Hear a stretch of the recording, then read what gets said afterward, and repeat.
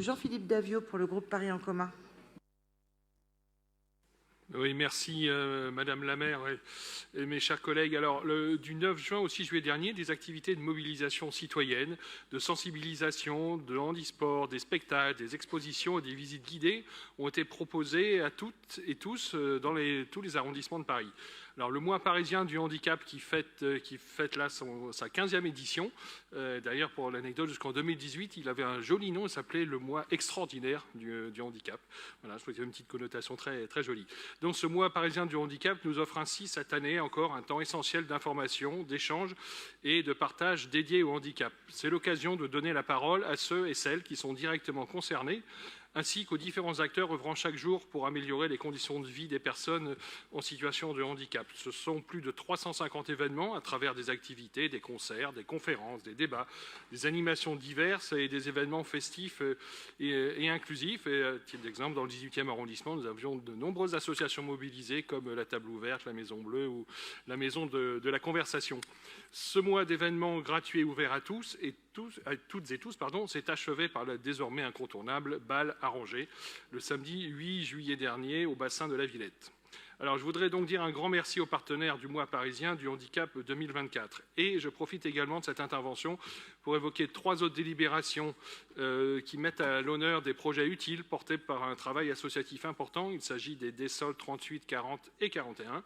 Ces délibérations proposent d'attribuer plusieurs subventions à des projets associatifs en direction de personnes en situation de handicap autour des loisirs adaptés pour la DSOL 38, des vacances adaptées pour la DSOL 40 et des actions culturelles pour la DSOL 41. Ce sont au total 25 projets qui sont ainsi soutenus dans ces délibérations. Ces associations effectuent un travail remarquable un peu partout dans Paris et je vous en donnerai brièvement quelques exemples. L'association Personne Image, située dans le 14e arrondissement, fonde son action sur le principe de reconnaissance des aptitudes des personnes en situation de handicap mental et sur la volonté de leur offrir à travers l'art des possibilités d'expression.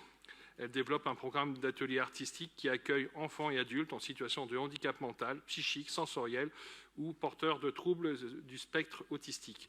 L'association Turbulence, née de la rencontre entre des artistes, des soignants et de jeunes autistes qui ensemble ont souhaité mettre en œuvre un espace de création artistique démédicalisé pour ces jeunes.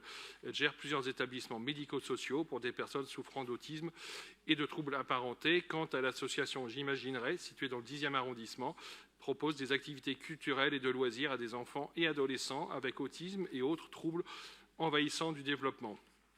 Enfin, la bien connue Association des éclaireuses et éclaireurs de France développe depuis 1965 des séjours adaptés pour favoriser le départ en vacances et l'accès aux loisirs des enfants, adolescents et adultes en situation de handicap, essentiellement de handicap mental avec ou sans troubles associés.